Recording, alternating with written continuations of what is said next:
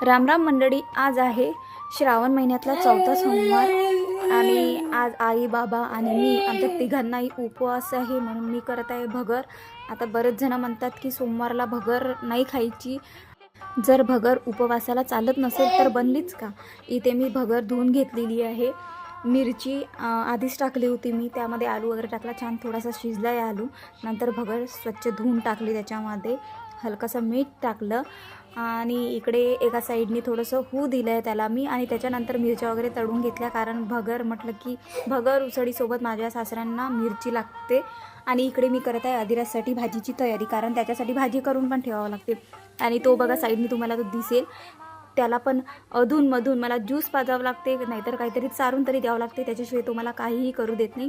आता एवढं सगळं करून मला खाली जायचं आहे, खाली मला बेल वाहायचं आहे, कारण बेल मी खालीच वाहते। आता किचन माझं खाली आहे, पण अधिराजमुळे मी आता वरती करते, कारण मला त्याला खाली नेणं आणणं माझ्याने आता होत नाही म्हणून, नाहीतर सहसा आमचं किचन आहे खाली।